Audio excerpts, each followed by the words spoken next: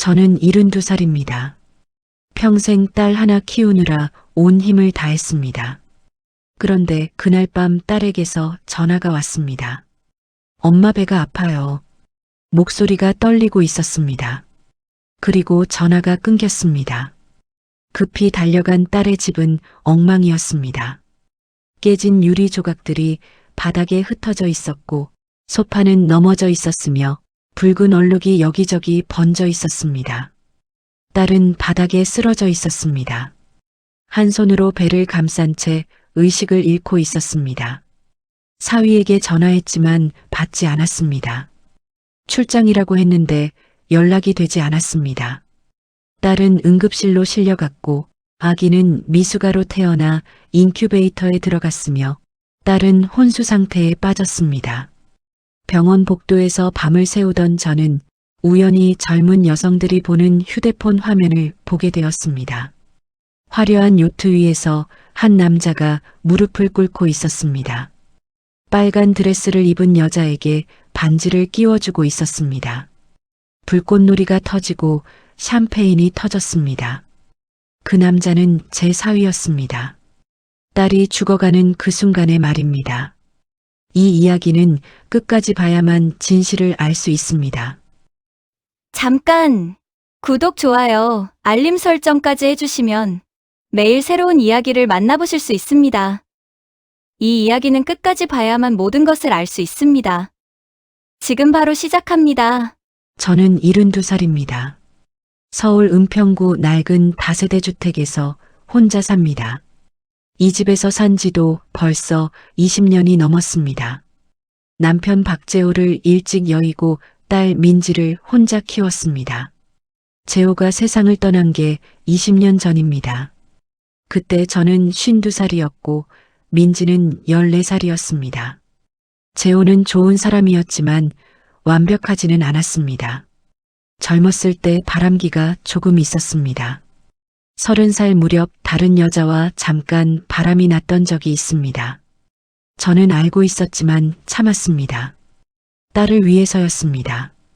재호는 결국 집으로 돌아왔고 저는 용서했습니다. 그 일은 그렇게 묻혔고 다시는 이야기하지 않았습니다. 저는 섬유 공장에서 35년을 일했습니다. 20살 때 시작해서 55살까지 일했습니다. 아침 6시에 출근해서 저녁 6시에 퇴근했습니다. 손이 거칠어지고 허리가 아팠지만 참았습니다.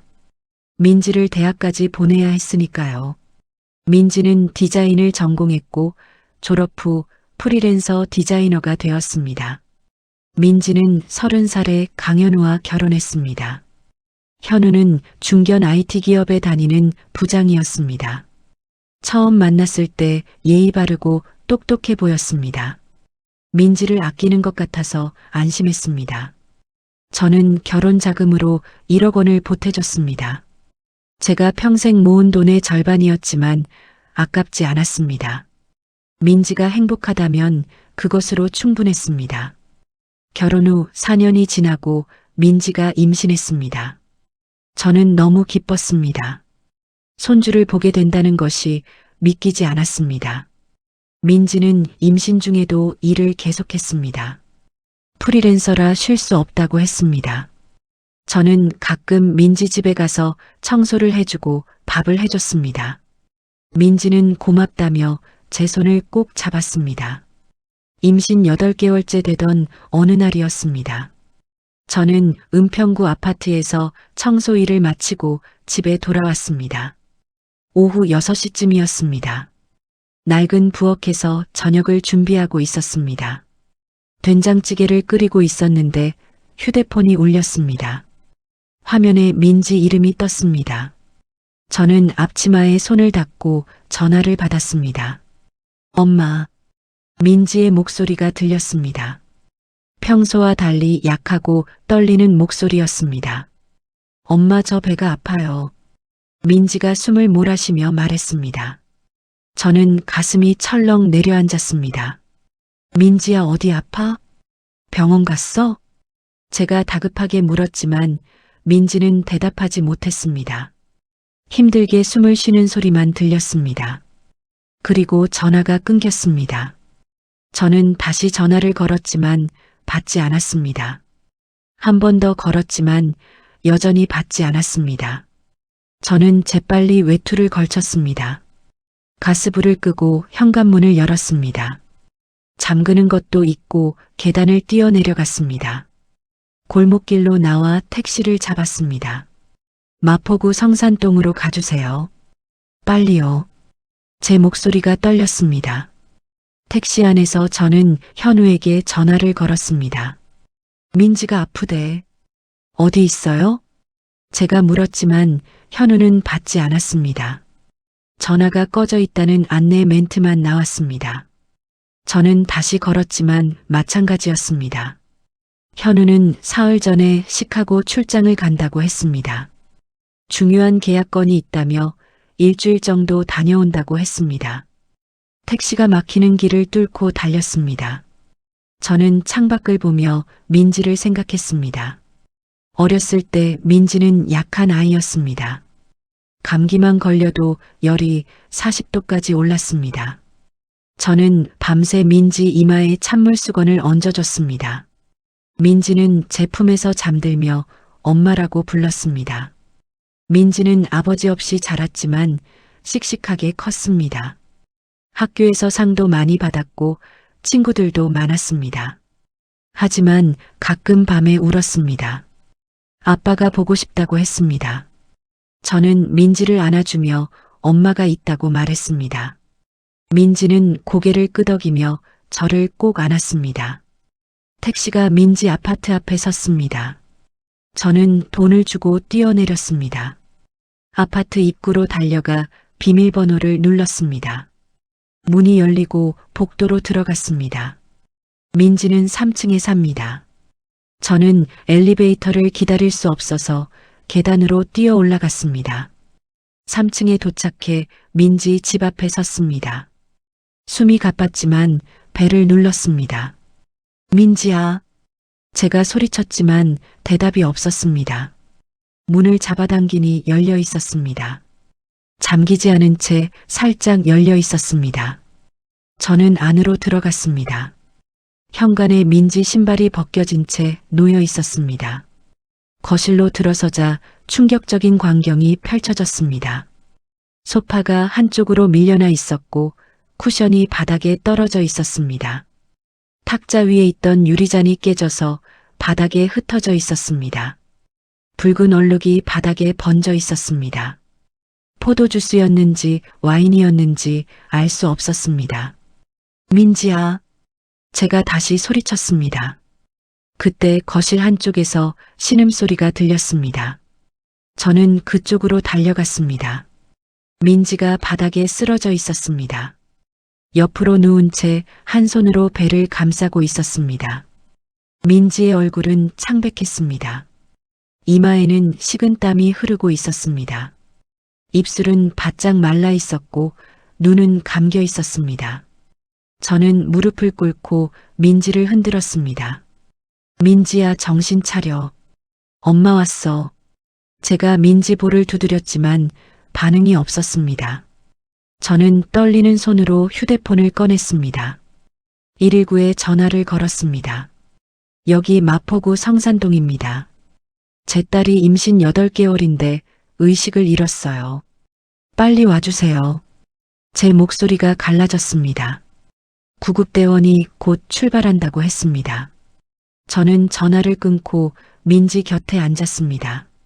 민지 손을 잡으니 차가웠습니다. 저는 민지 머리를 쓰다듬으며 말했습니다. 괜찮아, 민지야. 엄마가 여기 있어. 곧 병원 가자. 민지 옆에 휴대폰이 떨어져 있었습니다.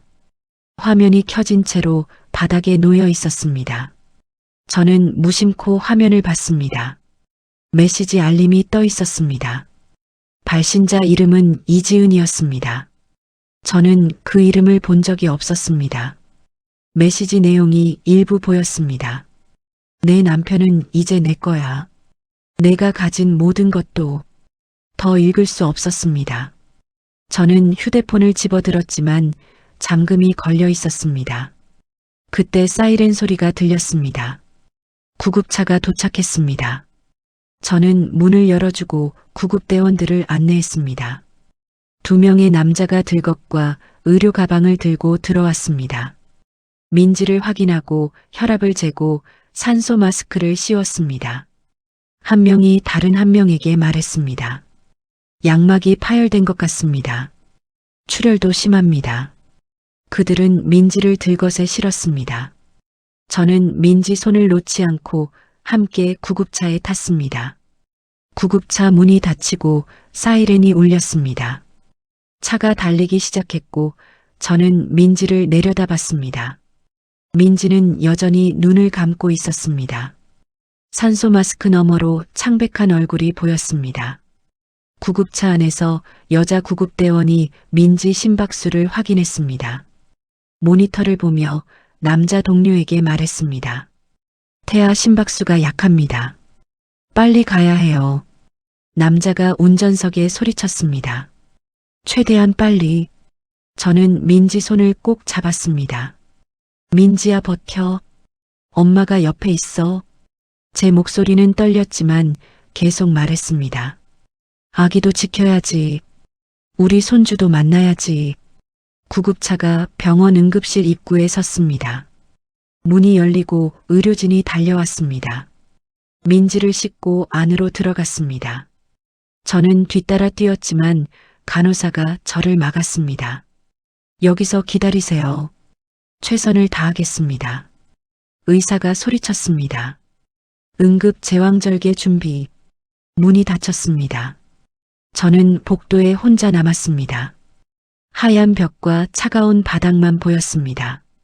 저는 플라스틱 의자에 주저앉았습니다. 두 손으로 얼굴을 감쌌습니다. 눈물이 흘러내렸지만 닿지 않았습니다. 복도는 조용했습니다. 간호사들의 발소리와 기계 소리만 들렸습니다. 저는 현우에게 다시 전화를 걸었습니다. 여전히 꺼져 있었습니다. 문자를 보냈습니다. 민지가 응급실에 있어요. 빨리 와요. 하지만 답장은 없었습니다. 1시간이 지났습니다. 수술실 문이 열렸습니다. 의사가 나왔습니다. 파란색 수술복을 입고 마스크를 벗었습니다. 피곤한 얼굴이었습니다. 민지 어머니시죠? 의사가 물었습니다. 저는 고개를 끄덕였습니다. 아기는 태어났습니다. 남자아이고 미숙아입니다. 지금 인큐베이터에 있습니다. 민지는요? 제가 물었습니다. 의사는 잠시 말을 멈췄습니다. 출혈이 심했습니다. 지금 중환자실에 있고 혼수 상태입니다. 의사의 말이 제 가슴을 찔렀습니다. 저는 비틀거렸지만 의자를 잡고 버텼습니다. 간호사가 제 팔을 잡아줬습니다. 괜찮으세요? 저는 고개를 끄덕였지만 괜찮지 않았습니다. 민지가 혼수 상태라니. 손주는 인큐베이터에 있다니. 간호사가 저를 신생아실로 안내했습니다. 유리창 너머로 작은 아기가 보였습니다. 인큐베이터 안에 누워 있었습니다. 온몸에 관이 연결되어 있었고 작은 가슴이 오르락 내리락 했습니다. 제 손주였습니다. 저는 유리창에 손을 댔습니다. 차가운 유리가 손바닥에 닿았습니다. 우리 아가, 잘 버텨야 해. 할머니가 여기 있어. 제 목소리는 떨렸고 눈물이 또 흘렀습니다. 간호사가 저를 중환자실로 안내했습니다. 민지가 침대에 누워 있었습니다. 온몸에 관이 연결되어 있었고 기계들이 삐삐 소리를 냈습니다. 민지 얼굴은 너무 창백했습니다. 마치 인형 같았습니다. 저는 민지 곁에 의자를 당겨 앉았습니다. 민지 손을 잡았습니다. 여전히 차가웠습니다. 민지야 엄마야. 일어나야 해. 아기가 기다리고 있어. 하지만 민지는 대답하지 않았습니다. 기계만 대신 대답했습니다. 삐삐삐. 규칙적인 심박수 소리만 들렸습니다. 저는 그날 밤 중환자실 밖 의자에서 잤습니다. 아니 잔 것이 아니라 앉아 있었습니다. 눈을 감아도 잠이 오지 않았습니다. 민지가 쓰러져 있던 모습이 계속 떠올랐습니다. 휴대폰에 떠있던 메시지도 떠올랐습니다. 내 남편은 이제 내 거야. 현우는 어디 있는 걸까요? 시카고 출장이라고 했는데 왜 전화를 받지 않는 걸까요? 딸이 이렇게 위급한데 어떻게 연락이 안 될 수 있을까요? 저는 불안했지만 어쩔 수 없었습니다. 지금은 민지와 손주를 지키는 것이 먼저였습니다. 새벽이 되었습니다. 복도에 형광등 불빛만 환했습니다. 저는 중환자실과 신생아실을 오갔습니다. 민지를 보고 손주를 보고 다시 민지를 봤습니다. 두 사람 모두 제가 지켜야 할 사람들이었습니다. 아침 7시쯤 현우에게서 문자가 왔습니다. 무슨 일이에요? 저는 즉시 전화를 걸었지만 받지 않았습니다. 다시 문자를 보냈습니다. 민지가 혼수 상태예요. 아기는 인큐베이터에 있어요. 당장 와요. 하지만 답장은 없었습니다. 저는 휴대폰을 쥐고 떨었습니다. 화가 났지만 참았습니다. 지금은 민지에게 집중해야 했습니다. 오전 10시쯤 의사가 저를 불렀습니다. 사인해야 할 서류가 있다고 했습니다. 저는 금융위임장을 꺼냈습니다. 민지가 몇 년 전에 저에게 준 것입니다. 제가 군에 장기 파견을 갈 때 만일을 대비해서 만들어뒀습니다. 의사는 서류를 확인하고 고개를 끄덕였습니다. 추가 치료 동의서입니다. 저는 떨리는 손으로 사인했습니다. 글씨가 삐뚤빼뚤했지만 신경 쓸 겨를이 없었습니다. 민지를 살려야 했습니다.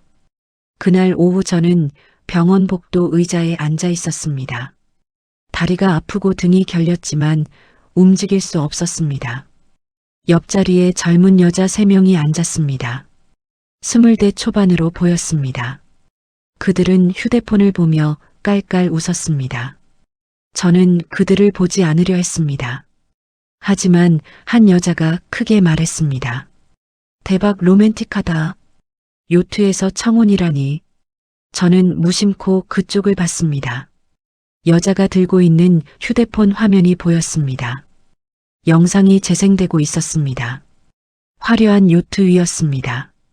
불꽃놀이가 터지고 사람들이 환호했습니다. 한 남자가 무릎을 꿇고 있었습니다. 빨간 드레스를 입은 여자 앞에서요. 저는 그 남자의 얼굴을 봤습니다. 심장이 멈추는 것 같았습니다. 강현우였습니다. 제 사위였습니다. 딸이 응급실에 실려온 바로 그 시간에 현우는 요트에서 다른 여자에게 청혼하고 있었습니다. 저는 병원 복도 의자에서 일어났습니다. 다리에 힘이 풀려 비틀거렸지만 참았습니다. 옆자리 여자들은 여전히 휴대폰을 보며 웃고 있었습니다. 저는 그 여자에게 다가갔습니다. 실례지만 그 영상 좀 다시 볼 수 있을까요? 제 목소리가 떨렸습니다. 여자는 깜짝 놀라며 저를 올려다봤습니다. 네. 네, 괜찮아요. 여자가 휴대폰을 들어 올렸습니다. 화면에는 요트 파티 영상이 멈춰 있었습니다. 여자가 영상을 처음부터 다시 재생했습니다. 저는 숨을 참고 화면을 봤습니다. 인천 송도 요트장이었습니다. 밤이었고 요트의 조명이 환하게 켜져 있었습니다. 사람들이 샴페인을 들고 웃으며 떠들었습니다. 음악이 크게 울려 퍼졌습니다. 카메라가 한 남자에게 집중했습니다. 현우였습니다. 하얀 셔츠를 입고 머리를 깔끔하게 넘긴 모습이었습니다. 그는 무릎을 꿇고 있었습니다. 앞에는 빨간 드레스를 입은 여자가 서 있었습니다. 긴 머리를 늘어뜨리고 손으로 입을 가렸습니다. 현우가 작은 상자를 열었습니다. 다이아몬드 반지가 반짝였습니다. 여자가 손을 내밀었고 현우가 반지를 끼워줬습니다. 사람들이 환호했습니다. 불꽃놀이가 터졌습니다. 빨강, 파랑, 초록 불꽃이 하늘을 수놓았습니다. 현우가 일어나 여자를 안았습니다. 여자가 현우 목에 팔을 둘렀습니다. 두 사람이 키스했습니다. 사람들이 박수를 쳤습니다. 샴페인이 터지고 거품이 튀었습니다. 카메라가 여자 얼굴을 클로즈업했습니다. 20대 후반으로 보였습니다. 화장이 진했고 붉은 입술이 선명했습니다. 그녀가 카메라를 향해 윙크했습니다. 그리고 작은 목소리로 중얼거렸습니다. 드디어 내 차례야. 영상이 끝났습니다. 저는 그 자리에 얼어붙었습니다. 가슴이 찢어지는 것 같았습니다.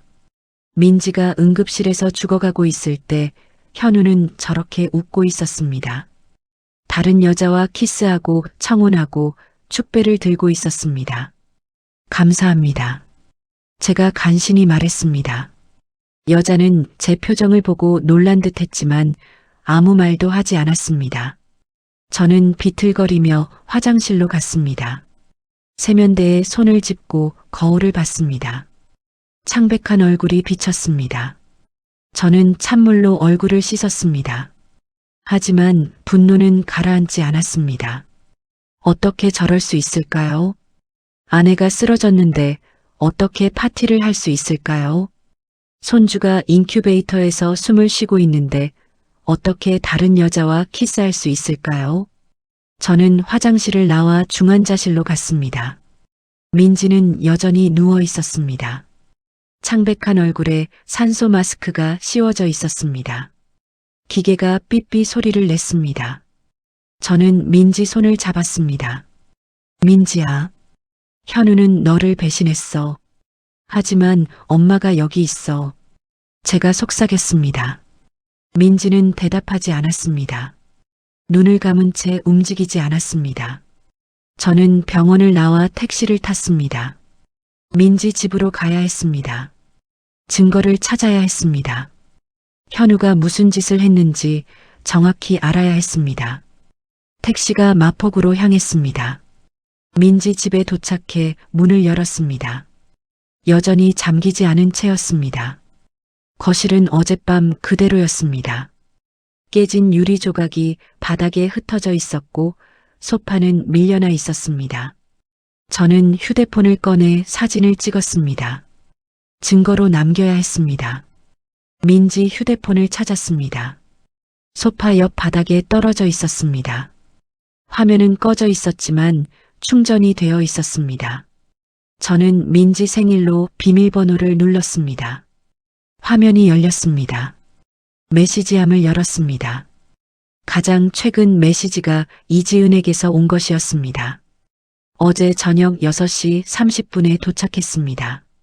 민지가 쓰러진 시간과 정확히 일치했습니다. 메시지를 열었습니다. 내 남편은 이제 내 거야. 내가 가진 모든 것도 곧 내 거야. 사진이 첨부되어 있었습니다. 저는 사진을 확대했습니다. 현우가 젊은 여자를 안고 있었습니다. 빨간 드레스를 입은 그 여자였습니다. 소파에 앉아 있었고 현우 팔이 여자 허리를 감싸고 있었습니다. 두 사람 모두 웃고 있었습니다. 배경은 화려한 요트 내부였습니다. 저는 스크린샷을 찍었습니다. 그리고 메시지를 더 위로 올렸습니다. 지은이 민지에게 보낸 메시지가 더 있었습니다. 한 달 전부터 시작되었습니다. 첫 메시지는 이랬습니다. 현우 오빠 요즘 바쁘시죠? 민지는 대답하지 않았습니다. 일주일 후 또 메시지가 왔습니다. 언니 남편분 정말 멋지시던데요. 민지가 답장했습니다. 누구세요? 어떻게 제 남편을 아세요? 지은은 답하지 않았습니다. 그 후로 일주일에 한두 번씩 메시지를 보냈습니다. 언니는 참 행복하시겠어요. 좋은 남편의 예쁜 집까지. 민지는 답장하지 않았습니다. 하지만 지은은 계속 보냈습니다. 마지막 메시지가 어제 저녁에 그것이었습니다. 내 남편은 이제 내 거야. 내가 가진 모든 것도 곧 내 거야. 저는 모든 메시지를 스크린샷으로 저장했습니다. 그리고 지은의 프로필을 확인했습니다. 이지은 28살, 서울 강남구 거주, 직업은 적혀 있지 않았습니다. 저는 민지 집안을 수색하기 시작했습니다. 침실로 갔습니다. 옷장을 열었습니다. 민지 옷들이 가지런히 걸려 있었습니다. 현우 옷도 있었습니다. 양복 셔츠 넥타이가 정리되어 있었습니다. 책상 서랍을 열었습니다. 서류들이 있었습니다. 전세 계약서, 보험 증서, 통장 사본들이었습니다. 그 아래 봉투가 하나 있었습니다. 저는 봉투를 꺼냈습니다. 봉투 안에 영수증들이 들어 있었습니다. 첫 번째는 명품 시계 구매 영수증이었습니다. 롤렉스 2천만 원. 구매자 이름은 박민지였습니다. 결제 카드도 민지 것이었습니다. 두 번째는 항공권 영수증이었습니다. 인천에서 제주도가 아니라 인천 송도 요트장 셔틀 예약이었습니다. 1등석 왕복 10회분 1,000만 원. 역시 민지 카드로 결제되어 있었습니다. 세 번째는 호텔 영수증이었습니다. 서울 강남구 특급 호텔 스위트룸. 15박 2천만 원. 민지 이름으로 예약되어 있었습니다.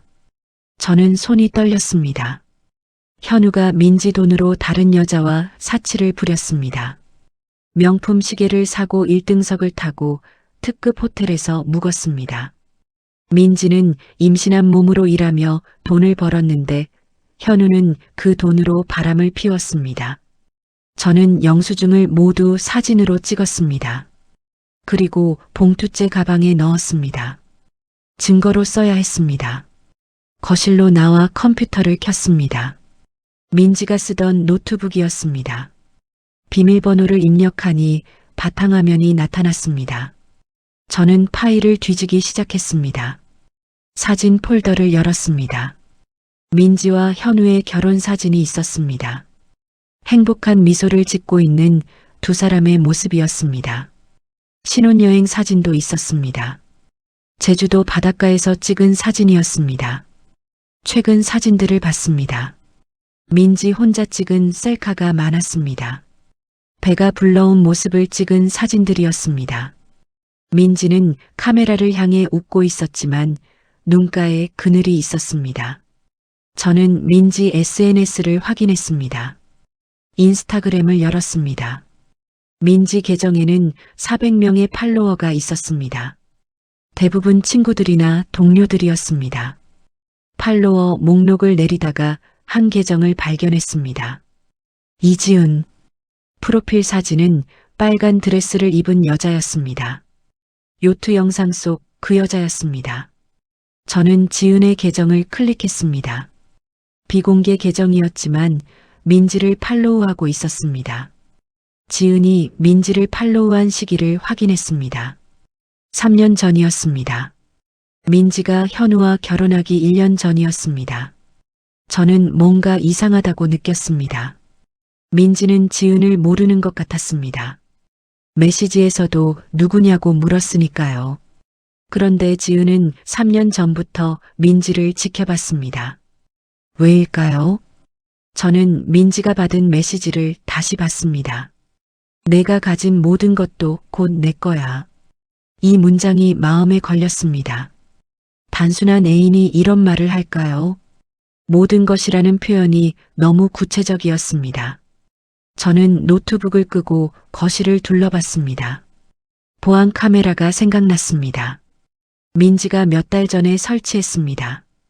집을 비울 때 불안해서 설치했다고 했습니다. 저는 현관 위쪽을 봤습니다. 작은 카메라가 있었습니다. 저는 민지 휴대폰으로 보안 카메라 앱을 열었습니다. 비밀번호를 입력하고 영상 목록을 확인했습니다. 어제 저녁 영상을 찾았습니다. 6시부터 재생했습니다. 화면에 민지가 나타났습니다. 소파에 앉아 휴대폰을 보고 있었습니다. 한 손으로 배를 쓰다듬고 있었습니다. 6시 30분이 되었습니다. 민지가 휴대폰을 보다가 얼굴이 굳었습니다. 손이 떨리기 시작했습니다. 민지가 휴대폰을 떨어뜨릴 뻔하다가 다시 잡았습니다. 화면을 확대하려고 손가락을 움직였습니다. 민지 얼굴이 하얗게 질렸습니다. 입을 벌렸지만 소리가 나오지 않는 것 같았습니다. 민지가 일어나려고 했지만 비틀거렸습니다. 한 발짝 내딛다가 탁자 모서리에 부딪혔습니다. 유리잔이 떨어져 깨졌습니다. 민지가 소파를 잡으려 했지만 놓쳤습니다. 바닥에 쓰러졌습니다. 한 손으로 배를 감싸고 다른 손으로 바닥을 짚었습니다. 민지가 입을 벌려 무언가 말하려 했지만 소리가 들리지 않았습니다. 민지가 휴대폰을 더듬어 찾았습니다. 전화를 걸었습니다. 저에게 건 전화였습니다. 민지 입술이 움직였습니다. 엄마라고 하는 것 같았습니다. 그리고 힘없이 휴대폰을 떨어뜨렸습니다. 민지가 바닥에 누웠습니다. 움직이지 않았습니다. 10분이 지나고 제가 문을 열고 들어왔습니다. 영상이 거기서 끝났습니다. 저는 휴대폰을 쥐고 울었습니다. 민지가 쓰러지는 모습을 보는 것이 너무 고통스러웠습니다. 지은이 보낸 메시지 하나가 민지를 쓰러뜨렸습니다. 현우와 지은의 사진이 민지에게 치명타를 날렸습니다. 저는 영상을 저장했습니다. 이것도 증거였습니다. 현우가 한 일의 결과를 보여주는 증거였습니다. 저는 민지 집을 나섰습니다. 모든 증거를 가방에 넣고 문을 잠갔습니다. 계단을 내려가며 생각했습니다. 현우를 그냥 둘 수 없습니다. 민지를 이렇게 만든 사람을 용서할 수 없습니다. 저는 은평구 집으로 돌아왔습니다. 낡은 책상 앞에 앉아 노트북을 켰습니다. 민지 휴대폰에서 찍은 모든 사진을 컴퓨터로 옮겼습니다. 메시지 스크린샷, 요트 영상, 캡처, 영수증 사진, 보안 카메라 영상까지 모두 정리했습니다. 폴더 이름을 증거라고 지었습니다. 그리고 USB에 복사했습니다. 혹시 모를 일에 대비해 백업을 여러 개 만들었습니다. 저녁이 되었습니다. 저는 아무것도 먹지 못했습니다. 목이 메어서 물도 넘어가지 않았습니다. 휴대폰이 울렸습니다. 현우였습니다. 저는 전화를 받지 않았습니다. 그의 목소리를 들을 수 없었습니다. 화가 나서 소리를 지를 것 같았습니다. 현우는 연달아 3번 더 전화했지만 저는 받지 않았습니다. 문자가 왔습니다. 장모님, 민지 상태가 어때요? 저는 답장하지 않았습니다. 또 문자가 왔습니다. 제가 지금 출장 중이라 바로 못 가요. 내일 아침 일찍 갈게요. 저는 휴대폰을 내려놨습니다. 거짓말쟁이. 출장이 아니라 요트 파티였잖아요. 다른 여자와 키스하고 청혼하고 놀았잖아요. 밤이 깊었습니다. 저는 침대에 누웠지만 잠들 수 없었습니다. 민지가 쓰러지는 영상이 계속 떠올랐습니다. 지은의 메시지가 머릿속을 맴돌았습니다. 내가 가진 모든 것도 곧 내 거야. 왜 그런 말을 했을까요? 단순히 남편을 빼앗았다는 자랑일까요? 아니면 다른 무언가를 노리는 걸까요? 저는 뭔가 더 큰 비밀이 있다는 느낌을 지울 수 없었습니다. 새벽 5시에 일어났습니다. 씻고 옷을 갈아입었습니다. 증거 USB를 가방에 넣었습니다. 오늘은 민지 돈이 어떻게 쓰였는지 정확히 확인해야 했습니다. 은행에 가야 했습니다. 저는 집을 나서며 하늘을 봤습니다. 해가 막 떠오르고 있었습니다. 붉은 아침 햇살이 건물 사이로 비쳤습니다. 새로운 하루가 시작되었지만 제 마음은 어두웠습니다. 민지야, 기다려. 엄마가 반드시 너를 지킬게. 저는 속으로 다짐했습니다. 현우가 한 일을 밝혀내고 민지와 손주를 지키겠다고 맹세했습니다. 아침 7시에 저는 은행 앞에 섰습니다. 아직 문이 열리지 않았습니다. 차가운 바람이 불어왔지만 저는 움직이지 않았습니다. 가방 안에 USB와 서류가 들어 있었습니다. 오늘 모든 것을 확인해야 했습니다. 9시가 되자 은행 문이 열렸습니다. 저는 안으로 들어가 번호표를 뽑았습니다. 김영호 지점장님을 만나러 왔다고 말했습니다. 직원이 잠시만 기다리라고 했습니다. 10분 후 영우가 나왔습니다. 70살이 넘었지만 여전히 정정한 모습이었습니다. 회색 양복을 입고 안경을 쓴 모습이 단정했습니다. 순자 씨? 영우가 깜짝 놀라며 저를 봤습니다. 영우는 저를 사무실로 안내했습니다. 작은 방이었지만 깨끗했습니다. 책상 위에 가족 사진이 놓여 있었습니다. 앉으세요. 무슨 일이에요? 영우가 물었습니다. 저는 모든 것을 이야기했습니다. 민지가 쓰러진 것, 현우가 요트에서 청혼한 것, 지은이 보낸 메시지까지 다 말했습니다. 영우는 충격을 받은 표정으로 들었습니다. 손으로 책상을 짚으며 고개를 저었습니다. 말도 안 돼요. 어떻게 그럴 수가 있어요? 영우가 분노에 찬 목소리로 말했습니다. 저는 가방에서 금융 위임장을 꺼냈습니다. 민지가 몇 년 전에 제게 준 서류였습니다. 이게 아직 유효한가요? 제가 물었습니다. 영우가 서류를 받아 확인했습니다. 안경을 고쳐 쓰고 꼼꼼히 읽었습니다. 유효합니다. 이걸로 민지 씨 계좌를 관리할 수 있어요. 민지 통장을 확인해 주세요. 현우가 얼마나 썼는지 알아야 해요. 저는 간청하듯 말했습니다. 영우가 컴퓨터를 켰습니다. 키보드를 빠르게 두드렸습니다. 화면에 민지 통장 내역이 떴습니다. 영우의 얼굴이 굳었습니다. 순자 씨, 이거 심각한데요. 영우가 모니터를 돌려 제게 보여줬습니다. 저는 화면을 봤습니다. 지난 6개월간 출금 내역이 끝없이 이어졌습니다. 2천만 원, 1천만 원, 500만 원, 3천만 원. 하나하나 더하면 엄청난 금액이었습니다. 영우가 계산기를 두드렸습니다. 총 1억 4천만 원이 빠져나갔습니다. 영우가 말했습니다. 저는 숨이 막혔습니다. 1억 4천만 원이라니 어디에 썼는지 확인할 수 있나요? 제가 물었습니다.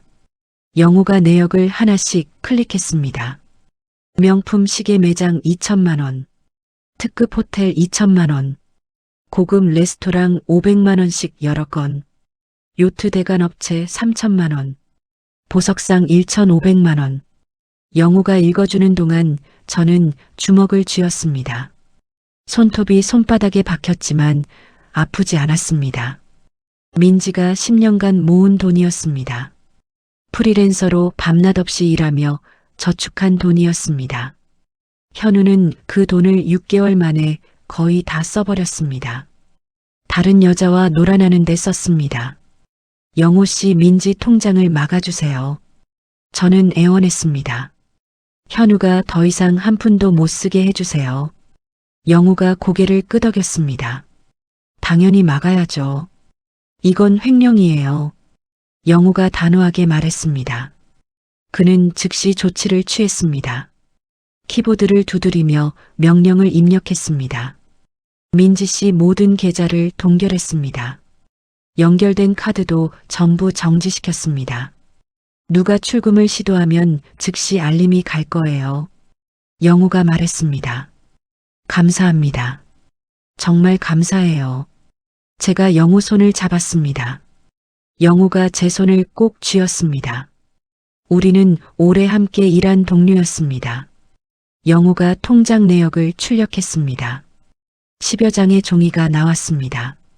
모든 거래 내역이 빼곡히 적혀 있었습니다. 이것도 가져가세요. 증거로 쓰세요. 저는 서류를 받아 가방에 넣었습니다.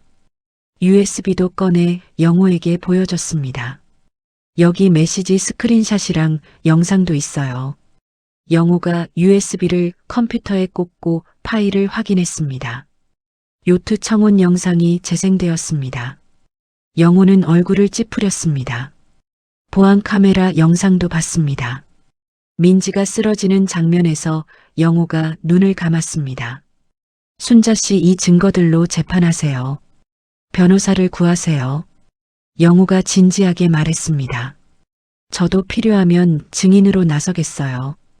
고마워요, 영우 씨. 제가 일어서며 말했습니다.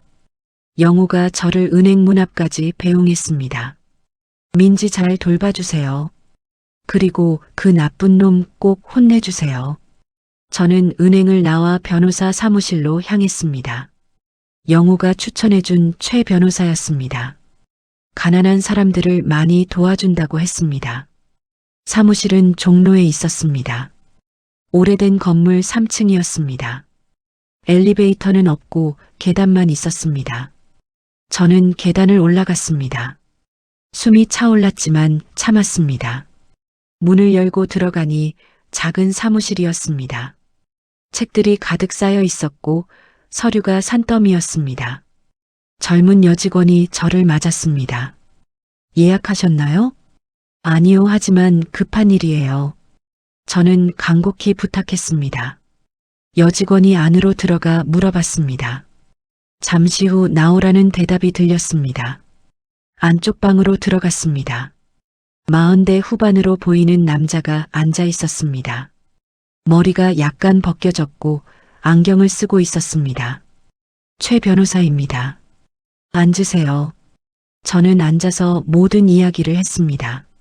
민지가 쓰러진 것부터 현우의 배신까지 빠짐없이 말했습니다. 최 변호사는 노트에 메모하며 들었습니다. 가끔 고개를 끄덕이거나 한숨을 쉬었습니다. 증거가 있으신가요? 최 변호사가 물었습니다. 저는 가방에서 모든 것을 꺼냈습니다. USB 은행 거래 내역 영수증 사진들을 책상 위에 펼쳤습니다. 최 변호사가 하나하나 확인했습니다. USB를 노트북에 꽂고 파일을 열었습니다. 메시지 스크린샷을 보고 영상을 봤습니다. 표정이 점점 굳어졌습니다. 이건 명백한 재산 횡령입니다. 최 변호사가 말했습니다. 부부 사이라고 해도 허락 없이 이렇게 쓸 순 없어요. 게다가 바람까지 피웠으니 더 심각하죠. 재판할 수 있나요? 제가 물었습니다. 최 변호사가 고개를 끄덕였습니다. 충분히 가능합니다. 증거가 이렇게 확실한 경우는 드물어요. 최 변호사는 서류를 정리하기 시작했습니다. 우선 접근금지 명령을 신청하겠습니다. 현우 씨가 민지 씨와 아기에게 못 오게 해야 해요. 그리고 재산 보전 신청도 할 거예요. 비용은 얼마나 드나요? 저는 조심스럽게 물었습니다. 최 변호사가 잠시 생각하더니 말했습니다. 일단 300만 원만 주세요. 나머지는 승소하면 받을게요. 저는 망설였습니다. 300만 원은 제게 큰 돈이었습니다. 하지만 민지를 위해서라면 써야 했습니다. 알겠습니다. 제가 대답했습니다. 최 변호사가 계약서를 꺼냈습니다. 저는 떨리는 손으로 사인했습니다. 글씨가 또 삐뚤빼뚤했지만 신경 쓰지 않았습니다. 최 변호사가 제 손을 잡았습니다. 걱정 마세요. 제가 최선을 다하겠습니다. 최 변호사의 목소리가 따뜻했습니다. 저는 고개를 끄덕이고 사무실을 나왔습니다. 밖으로 나오니 오후였습니다. 해가 중천에 떠 있었습니다. 저는 병원으로 가야 했습니다. 민지와 손주를 봐야 했습니다. 병원에 도착해 중환자실로 갔습니다. 민지는 여전히 누워 있었습니다. 하지만 이번에는 눈이 조금 떠져 있었습니다. 저는 달려갔습니다. 민지야. 제가 소리쳤습니다. 민지가 천천히 고개를 돌렸습니다. 저를 보더니 눈물이 흘렀습니다. 엄마. 작은 목소리로 말했습니다. 저는 민지 손을 잡았습니다. 괜찮아, 민지야. 엄마가 여기 있어. 민지가 입술을 떨며 말했습니다. 현우 오빠는요? 저는 대답할 수 없었습니다. 현우의 배신을 어떻게 말할까요? 지금 민지는 너무 약했습니다. 충격을 받으면 안 됐습니다. 현우는 아직 못 왔어. 제가 거짓말을 했습니다. 민지가 눈을 감았습니다. 눈물이 볼을 타고 흘렀습니다. 간호사가 들어왔습니다. 아기를 보여드릴까요? 간호사가 물었습니다. 민지가 고개를 저었습니다. 싫어요. 왜 민지야? 제가 물었습니다. 아기가 보고 싶을 텐데. 민지가 더 세게 고개를 저었습니다. 현우 오빠가 올 때까지 싫어요. 간호사가 저를 봤습니다. 걱정스러운 표정이었습니다.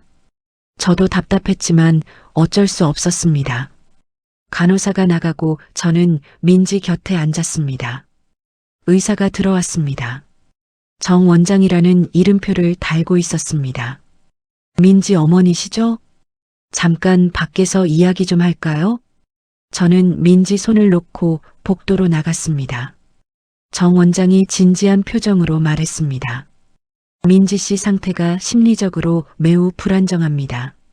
무슨 뜻인가요? 제가 물었습니다. 정 원장이 설명했습니다. 출산 전 심한 충격을 받았던 것 같아요. 그래서 아기를 거부하는 거예요. 어떻게 해야 하나요?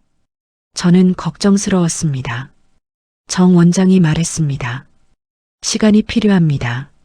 그리고 심리 상담도 받아야 해요. 저는 고개를 끄덕였습니다. 알겠습니다. 뭐든 하겠어요. 정 원장이 제 어깨를 두드렸습니다. 힘내세요. 그날 저녁 휴대폰이 울렸습니다. 현우였습니다. 이번에는 받았습니다. 화면을 보며 전화를 받았습니다. 여보세요. 현우 목소리가 들렸습니다. 장모님 민지 괜찮아요? 저는 이를 악물었습니다. 중환자실에 있어요. 제가 지금 공항이에요. 곧 도착할게요. 현우가 말했습니다. 거짓말이었습니다. 시카고 출장이 아니었잖아요. 그때 현우 목소리가 당황스럽게 바뀌었습니다. 카드가 안 되네. 잠깐만요, 장모님. 현우가 누군가와 이야기하는 소리가 들렸습니다. 다시 전화를 받더니 다급하게 물었습니다. 장모님 혹시 민지 통장 아세요? 제 카드가 전부 막혔는데. 저는 차갑게 대답했습니다. 몰라요. 아니 어떻게 갑자기 다 막혀요? 현우가 목소리를 높였습니다. 이거 급한 일인데. 장모님이 뭔가 하신 거 아니에요? 저는 전화를 끊었습니다. 더 이상 들을 수 없었습니다. 현우가 다시 전화했지만 받지 않았습니다. 문자가 쏟아졌습니다. 장모님 왜 이러세요? 통장 좀 풀어주세요. 제발이에요. 급한 결제가 있어요. 저는 문자를 보고도 답하지 않았습니다. 현우가 다시 전화했습니다. 10번도 넘게 걸었습니다. 저는 모두 거절했습니다. 밤이 되었습니다. 저는 병원 복도 의자에 앉아 있었습니다. 휴대폰에 현우 문자가 계속 왔습니다. 욕설도 있었고 애원도 있었습니다. 저는 모든 문자를 스크린샷으로 저장했습니다. 이것도 증거였습니다. 현우의 본 모습을 보여주는 증거였습니다. 그때 영호에게서 전화가 왔습니다. 순자 씨 중요한 거 발견했어요. 영호 목소리가 흥분되어 있었습니다. 뭔데요? 제가 물었습니다. 영호가 말했습니다. 민지 씨 할아버지 명의로 된 부동산이 있어요. 상속 예정 통지가 와 있더라고요. 얼마인데요? 저는 긴장했습니다. 영호가 숨을 고르며 말했습니다. 10억이에요. 저는 말문이 막혔습니다. 10억이라니. 영호가 계속 설명했습니다. 민지 씨 외할아버지가 서울 변두리에 땅을 가지고 계셨대요. 재개발로 가치가 엄청 올랐대요. 민지가 유일한 외손녀라 전부 민지한테 온대요. 영호가 말했습니다. 저는 이해가 됐습니다. 현우가 노린 게 이것이었습니다. 민지 저축만이 아니라 10억 유산까지 노린 거였습니다. 그래서 서둘러 돈을 빼냈던 겁니다. 유산이 오기 전에 최대한 챙기려고 했던 겁니다. 영호 씨 이 서류도 보내주세요. 제가 부탁했습니다. 최 변호사한테 전부 보내야 해요. 영호가 알겠다고 했습니다. 전화를 끊고 저는 한참 앉아 있었습니다. 10억? 현우는 처음부터 민지의 돈을 노렸던 겁니다. 사랑이 아니라 돈 때문에 결혼했을지도 모릅니다. 저는 주먹을 쥐었습니다. 절대 용서할 수 없었습니다. 민지를 이렇게 만든 현우를 반드시 벌해야 했습니다. 법정에서 모든 것을 밝혀야 했습니다. 밤이 깊어갔습니다. 복도는 조용했습니다. 저는 민지 병실 문을 열고 안을 들여다봤습니다. 민지가 잠들어 있었습니다. 민지야, 엄마가 지켜줄게. 저는 속삭였습니다. 아무도 너를 다시는 아프게 못해. 저는 문을 닫고 복도로 돌아왔습니다. 재판날이 밝았습니다. 저는 새벽부터 일어나 옷을 골랐습니다. 검은색 정장을 입었습니다. 남편 장례식 때 입었던 옷이었습니다. 오래되어 색이 바랬지만 단정했습니다. 거울을 보며 머리를 빗었습니다. 백발이 많이 보였지만 신경 쓰지 않았습니다. 가방에 모든 서류를 챙겼습니다. USB 은행 거래 내역 영수증 사진들이 들어 있었습니다. 최 변호사가 준비한 서류도 함께 넣었습니다. 오늘은 민지를 위한 싸움이었습니다. 절대 질 수 없었습니다. 법원은 서초구에 있었습니다. 저는 일찍 출발했습니다. 지하철을 타고 1시간을 갔습니다. 차창 밖으로 아침 풍경이 지나갔습니다. 출근하는 사람들, 학교 가는 학생들이 보였습니다. 모두 평범한 하루를 시작하고 있었습니다. 법원 앞에 도착하니 9시였습니다. 큰 건물이 눈앞에 우뚝 섰습니다. 계단을 올라 안으로 들어갔습니다. 금속 탐지기를 통과하고 안내 데스크로 갔습니다. 3층 2호 법정이라는 안내를 받았습니다. 엘리베이터를 타고 3층으로 올라갔습니다. 복도에 사람들이 많았습니다. 변호사들, 당사자들, 증인들이 분주히 움직였습니다. 저는 2호 법정 문 앞에 섰습니다. 심호흡을 하고 문을 열었습니다. 법정은 생각보다 작았습니다. 앞쪽에 판사석이 있었고 양쪽에 변호사석이 있었습니다. 뒤쪽에는 방청석이 줄지어 있었습니다. 최 변호사가 저를 보고 손을 흔들었습니다. 저는 그쪽으로 걸어갔습니다. 준비되셨어요? 최 변호사가 물었습니다. 저는 고개를 끄덕였습니다. 최 변호사가 서류를 정리하며 말했습니다. 오늘 모든 증거를 다 보여줄 거예요. 그때 법정 문이 열렸습니다.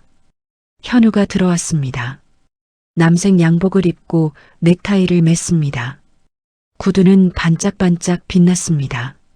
머리는 깔끔하게 넘겼고 면도도 했습니다.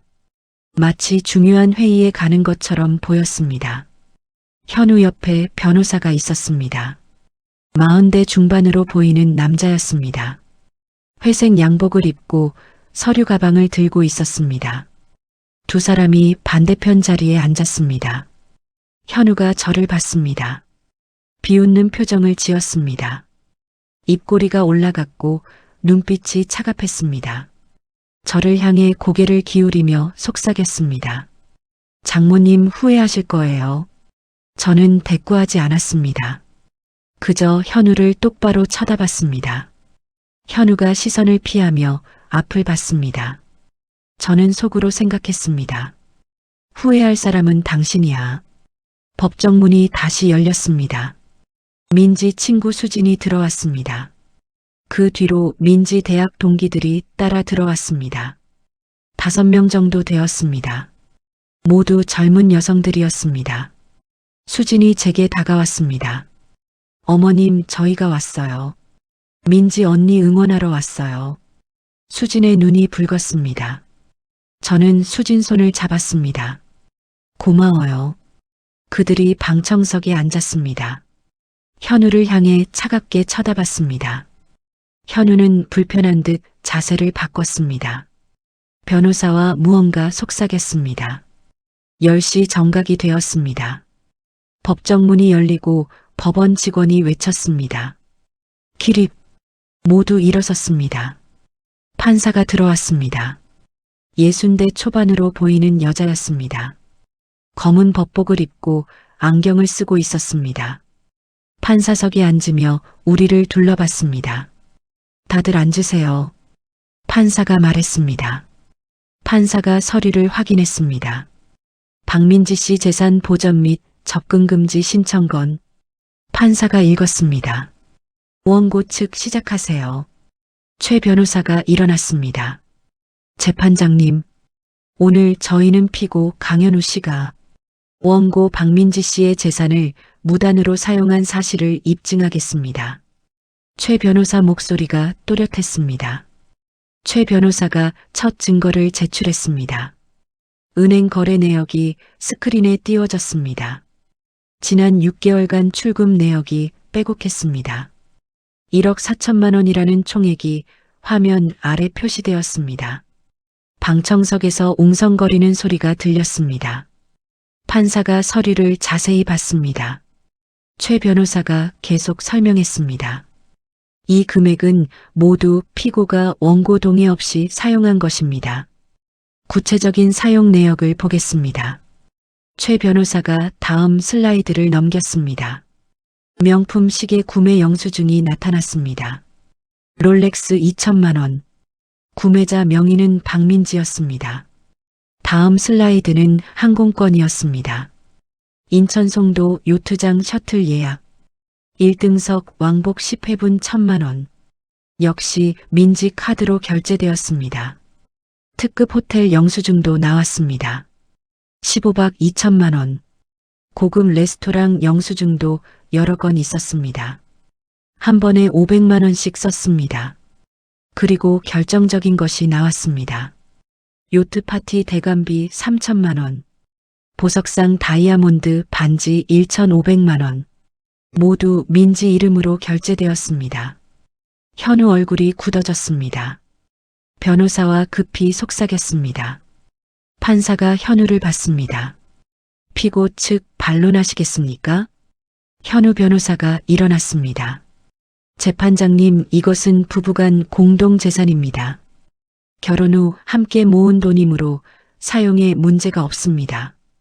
변호사가 침착하게 말했습니다. 최 변호사가 즉시 반박했습니다. 재판장님, 박민지 씨는 결혼 전부터 프리랜서 디자이너로 일했습니다.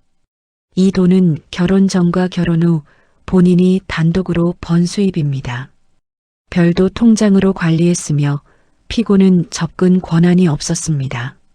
최 변호사가 추가 서류를 제출했습니다.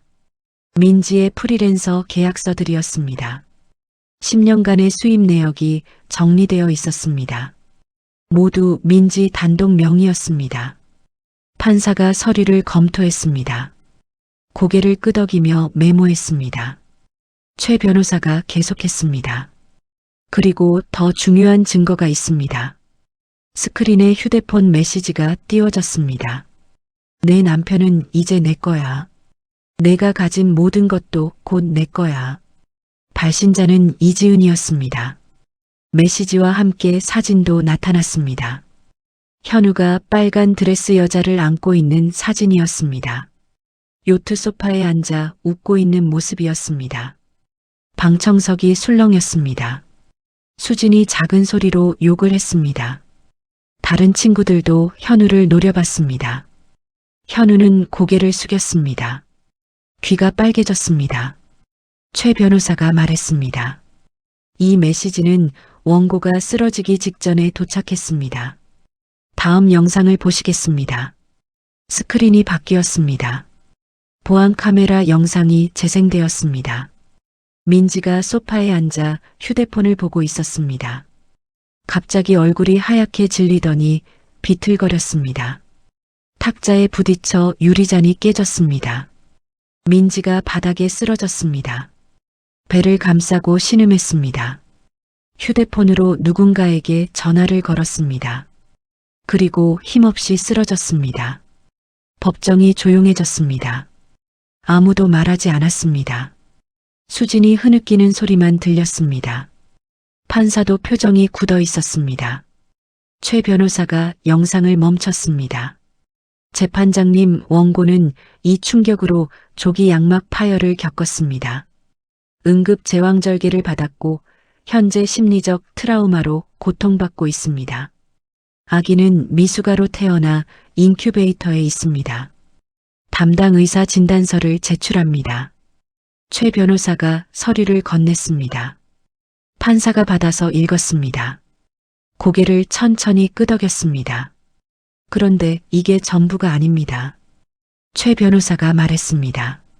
피고가 원고 재산을 노린 결정적 증거가 있습니다. 법정이 다시 집중했습니다. 최 변호사가 새 서류를 꺼냈습니다. 원고 박민지 씨의 외할아버지께서 서울 변두리에 부동산을 소유하고 계셨습니다. 30년 전 2천만 원에 구매한 땅입니다. 최근 재개발 지역으로 지정되었습니다. 현재 감정가는 10억 원입니다. 최 변호사 목소리가 커졌습니다. 유일한 외손녀인 박민지 씨에게 전액 상속 예정입니다. 피고는 이 사실을 알고 있었습니다. 스크린에 새 증거가 나타났습니다. 현우가 부동산 중개업소에 문의한 이메일이었습니다. 민지 외할아버지 땅의 가치를 물어본 내용이었습니다. 날짜는 6개월 전이었습니다. 바로 피고가 원고 돈을 쓰기 시작한 시점과 일치합니다. 최 변호사가 강조했습니다. 피고는 10억 유산을 노리고 서둘러 원고 재산을 빼돌렸습니다. 유산이 오기 전에 최대한 챙기려 했던 겁니다. 방청석이 웅성거렸습니다. 판사가 망치를 두드렸습니다. 조용히 하십시오. 판사가 현우를 똑바로 봤습니다. 피고 측 반론하시겠습니까? 판사가 물었습니다. 현우 변호사가 일어나려다 앉았습니다. 변명할 수 없었습니다. 증거가 너무 명확했습니다. 최 변호사가 마지막 증거를 제출했습니다. 요트 청혼 영상입니다. 스크린에 영상이 재생되었습니다. 화려한 요트 불꽃놀이, 샴페인이 나타났습니다. 현우가 무릎을 꿇었습니다. 빨간 드레스 여자에게 반지를 끼워줬습니다. 두 사람이 키스했습니다. 사람들이 환호했습니다. 이 영상은 원고가 응급실에 실려간 바로 그날 촬영되었습니다. 최 변호사가 말했습니다. 아내가 죽어가는 순간 피고는 애인과 청혼하고 있었습니다. 원고 돈으로 산 반지를 끼워주면서 말입니다. 법정이 숨소리조차 들리지 않을 만큼 조용했습니다. 판사가 현우를 노려봤습니다. 현우는 고개를 들지 못했습니다. 손으로 얼굴을 가렸습니다. 판사가 서류를 정리했습니다. 잠시 휴정하겠습니다. 30분 후 판결하겠습니다. 판사가 일어났고 모두 기립했습니다. 휴정 시간 동안 저는 복도로 나왔습니다. 다리가 후들거렸습니다. 벽에 기대어 숨을 고르고 있었습니다. 수진이 다가왔습니다.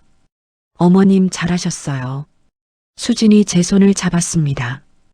꼭 이길 거예요. 다른 친구들도 고개를 끄덕였습니다. 최 변호사도 나왔습니다. 걱정 마세요. 증거가 완벽해요. 최 변호사가 자신 있게 말했습니다. 30분이 빠르게 지나갔습니다. 다시 법정으로 들어갔습니다. 모두 자리에 앉았습니다. 판사가 들어오고 기립했다가 앉았습니다. 판사가 판결문을 읽기 시작했습니다. 본 법원은 다음과 같이 판결합니다. 피고 강현우는 원고 박민지의 재산 1억 4천만 원을 무단으로 사용했습니다.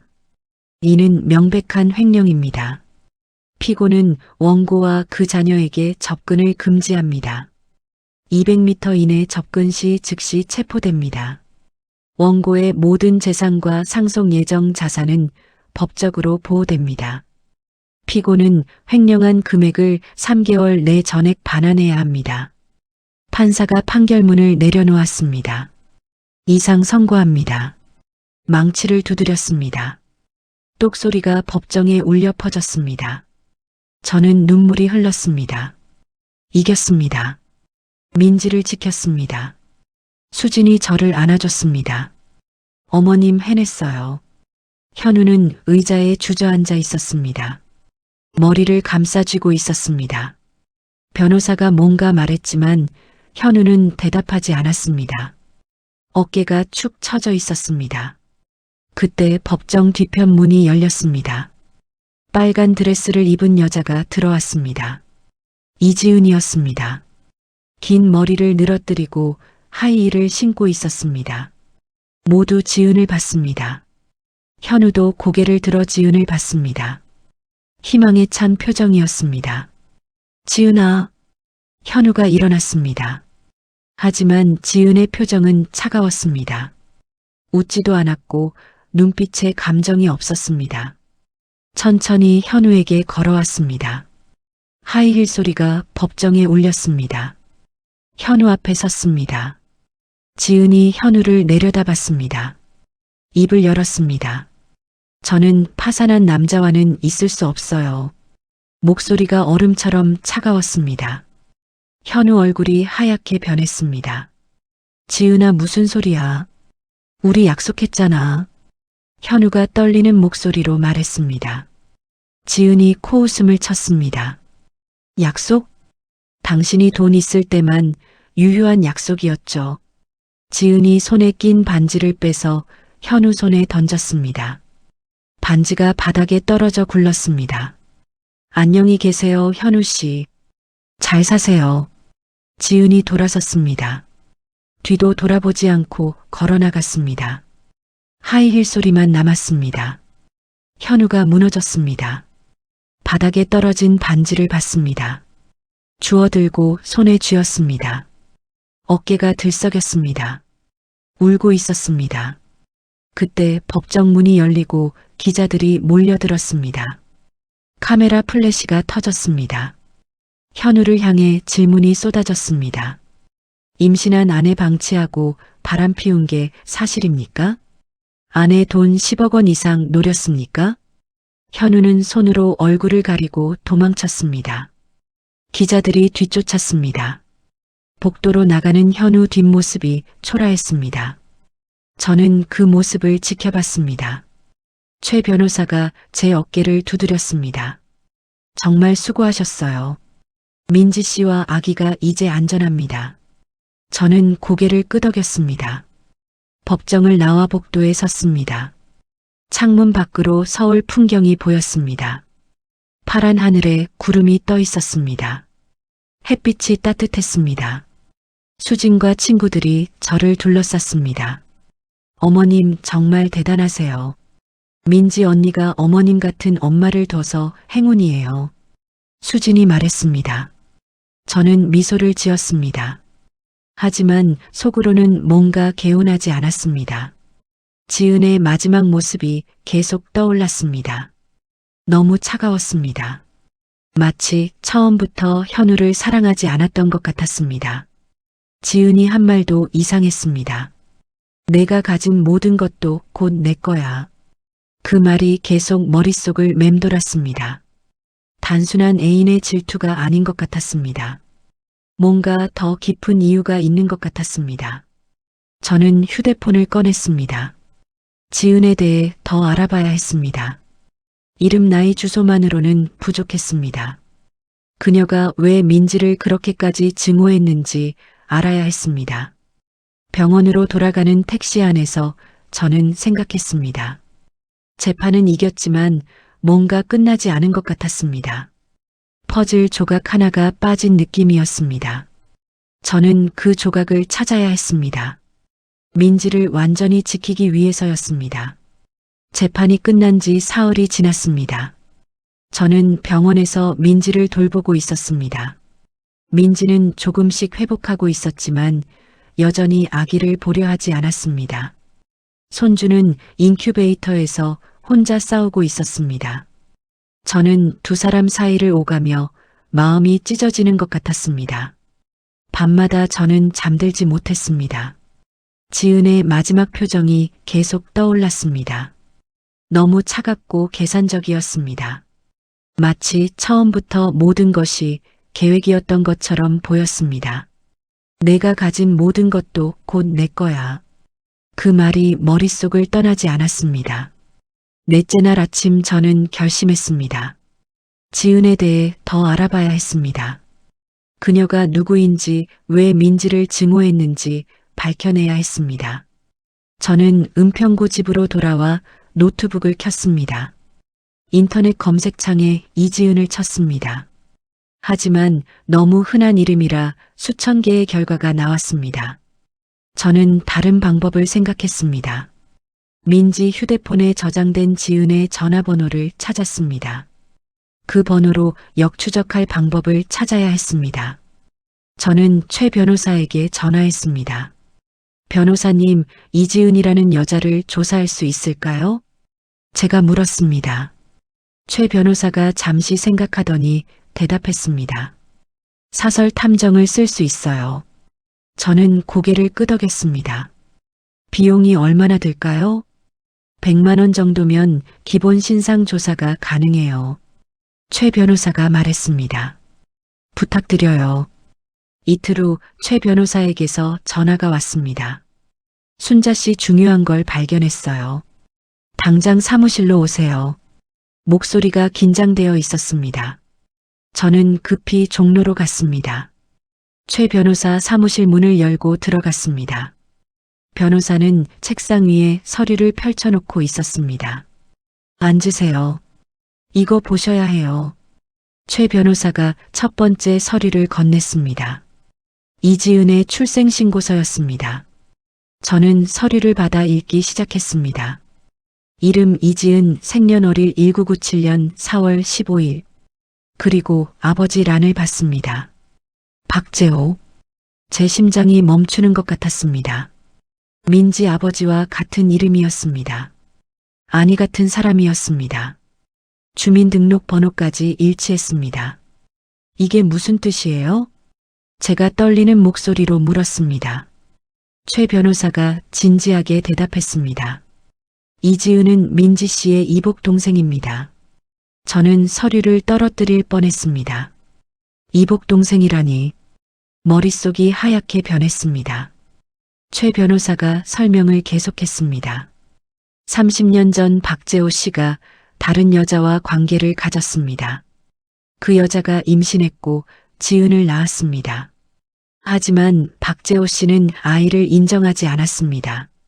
어머니 이름만 올라가고 아버지라는 비어 있었습니다.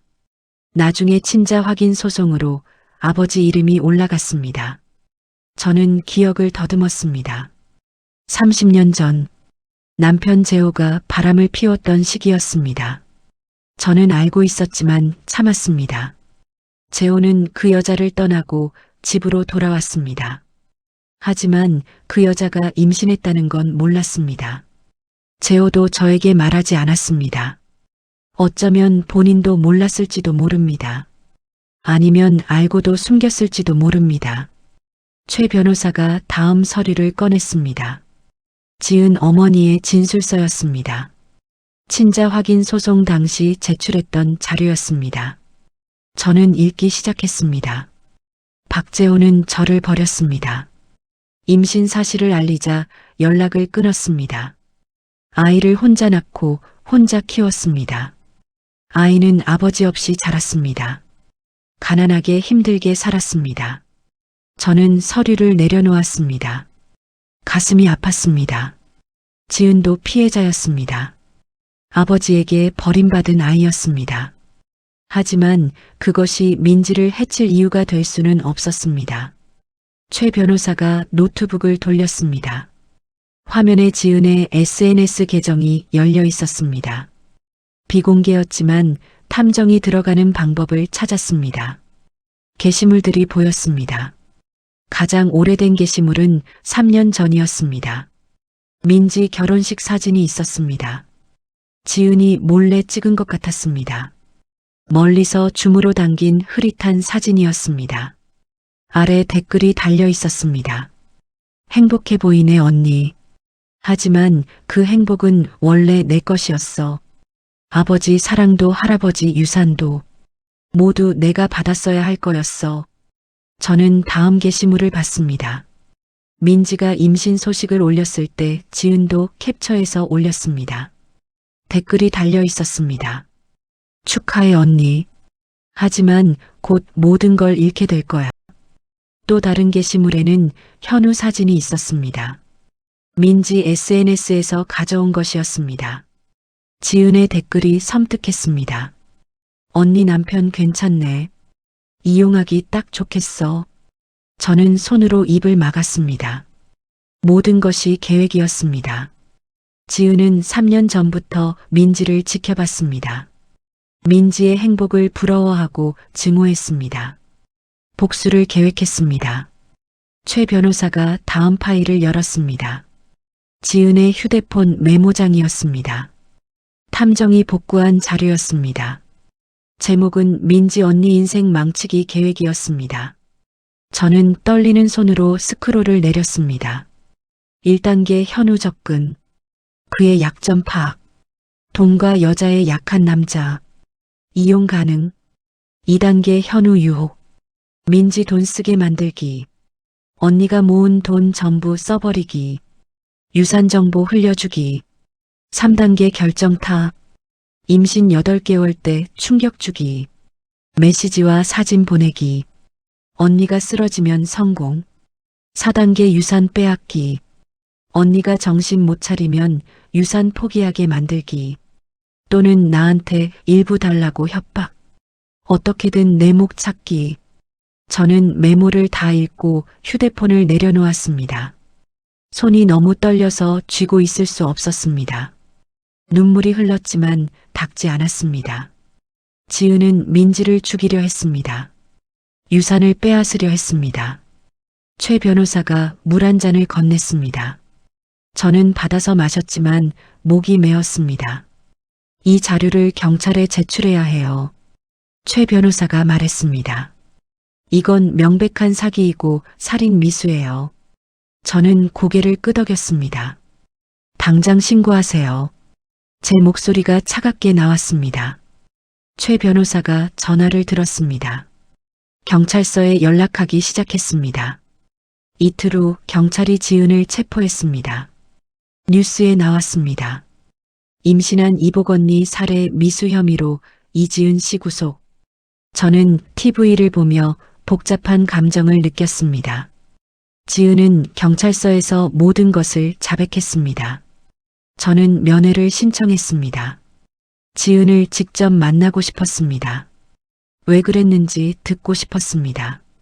면회실은 좁고 어두웠습니다. 투명한 아크릴판 너머로 지은이 앉아 있었습니다. 교도소 복을 입고 머리는 묶여 있었습니다. 화장기 없는 얼굴은 창백했습니다. 지은이 저를 봤습니다. 눈빛에 감정이 없었습니다.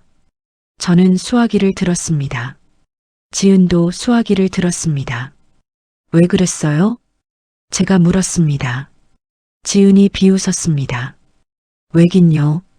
공평하지 않았으니까요. 지은의 목소리가 차갑게 들렸습니다. 저도 아버지 딸이에요. 하지만 아버지는 저를 버렸어요. 언니만 사랑하고 저는 없는 사람 취급했어요. 할아버지도 마찬가지예요. 할아버지는 손녀가 둘인데 언니한테만 10억을 줬어요. 저는 한 푼도 못 받아요. 왜요? 제가 사생아라서요? 지은의 목소리가 떨렸습니다. 저는 평생 가난하게 살았어요. 엄마는 저 하나 키우느라 고생했어요. 언니는 좋은 집에서 사랑받으며 자랐어요. 공평하지 않잖아요. 저는 지은을 봤습니다. 그녀도 피해자였습니다. 아버지의 무책임함이 만든 피해자였습니다. 하지만 그렇다고 민지를 해쳐도 되는 건 아니었습니다. 민지는 내가 있는 줄도 몰랐어. 제가 말했습니다. 민지한테는 잘못이 없어. 내 아버지가 잘못한 거지. 그게 더 화나요. 지은이 소리쳤습니다. 언니는 제 존재조차 몰랐어요. 전 평생 언니를 지켜봤는데, 언니 SNS 보면서 부러워했는데, 언니는 저를 모르고 행복하게 살았어요. 지은이 울기 시작했습니다. 처음으로 감정이 드러났습니다. 저도 사랑받고 싶었어요. 아버지한테 딸이라고 인정받고 싶었어요. 할아버지한테 손녀라고 불리고 싶었어요. 하지만 아무도 저를 원하지 않았어요. 그래서 언니가 가진 걸 빼앗고 싶었어요. 언니가 불행해지면 제가 행복해질 줄 알았어요. 하지만 아니었어요. 저는 지은을 보며 마음이 아팠습니다. 하지만 동정할 수는 없었습니다. 민지가 얼마나 고통받았는지 알고 있었으니까요. 손주가 얼마나 위험했는지 알고 있었으니까요. 내 아버지의 잘못이 내 잘못은 아니야. 제가 말했습니다. 하지만 민지를 해친 건 내 선택이었어. 그 책임은 내가 져야 해.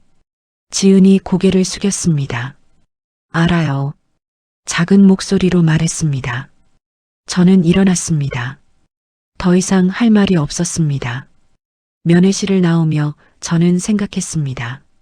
재호가 저지른 잘못이 얼마나 많은 사람을 아프게 했는지. 지은도 민지도 모두 피해자였습니다. 하지만 이제 더 이상 그 아픔이 이어지게 할 수 없었습니다. 병원으로 돌아와 민지에게 모든 것을 말했습니다. 민지는 충격을 받았습니다.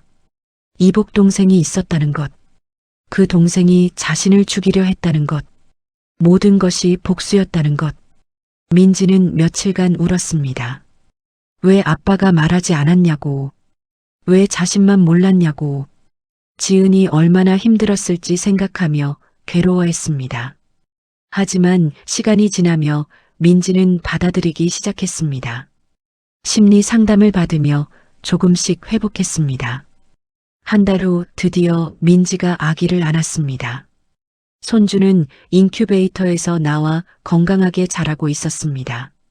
민지가 아기를 보며 울었습니다. 미안해 준서야. 엄마가 늦었어. 아기가 민지 손가락을 잡았습니다. 작고 따뜻한 손이었습니다. 석 달 후 민지는 퇴원했습니다. 저는 민지와 준서를 데리고 한강변 작은 집으로 이사했습니다. 10억 유산 중 일부로 산 집이었습니다. 크지는 않았지만 햇빛이 잘 들고 따뜻했습니다. 민지는 유산의 일부로 재단을 만들었습니다. 새희망 재단. 임신 중 버림받거나 학대당한 여성들을 돕는 곳이었습니다. 개소식 날 많은 사람이 왔습니다. 민지가 단상에 올라 이야기했습니다. 저는 죽을 뻔했습니다. 남편의 배신과 이복 동생의 복수로. 하지만 어머니가 저를 구했습니다. 이제 저도 누군가를 구하고 싶습니다. 민지 목소리가 떨렸지만 또렷했습니다. 여러분도 혼자가 아닙니다. 우리가 함께 하겠습니다. 박수가 터졌습니다. 저는 뒤에서 민지를 보며 눈물을 흘렸습니다. 저녁 무렵 세 사람은 한강변 집 현관에 앉았습니다. 석양이 강물을 붉게 물들였습니다. 준서는 민지 품에서 웃으며 손을 뻗었습니다. 저는 준서 작은 손을 잡았습니다. 민지야, 우리 이제 괜찮을 거야. 제가 말했습니다. 민지가 고개를 끄덕이며 미소 지었습니다. 엄마 고마워요. 엄마가 아니었으면 전 여기 없었을 거예요. 저는 민지 어깨에 손을 얹었습니다. 넌 강한 아이야. 앞으로도 잘 살 거야. 준서도 잘 키울 거야. 민지가 준서를 꼭 안았습니다. 하늘이 어두워지고 별이 나타났습니다. 강물에 불빛이 반짝였습니다. 어디선가 음악 소리가 들렸습니다. 평화로운 저녁이었습니다. 저는 재호를 생각했습니다. 그가 저지른 잘못이 얼마나 많은 아픔을 만들었는지. 하지만 이제 그 아픔을 끝내야 했습니다. 민지와 준서는 새로운 삶을 살아야 했습니다. 민지가 물었습니다. 엄마 지은 언니는 어떻게 됐대요? 저는 잠시 생각하다 대답했습니다. 3년 징역을 받았어. 나중에 나오면 내가 도와줄 수 있어. 민지가 놀란 표정으로 저를 봤습니다. 제가요? 그래. 저는 고개를 끄덕였습니다. 지은도 피해자야. 내 아버지가 만든 피해자. 물론 용서할 순 없어. 하지만 이해하려고 노력할 순 있지. 민지가 한참 생각하더니 말했습니다. 그래요, 엄마. 생각해 볼게요. 저는 민지를 안았습니다. 우리 딸이 이렇게 컸구나. 마음이 넓어졌구나. 민지가 제 어깨에 머리를 기댔습니다. 준서가 할머니라고 옹알이했습니다. 세 사람은 한참 동안 그렇게 앉아 있었습니다. 강물이 흘렀고 바람이 불었습니다. 폭풍은 지나갔고 평화가 왔습니다. 새로운 아침이 시작되고 있었습니다.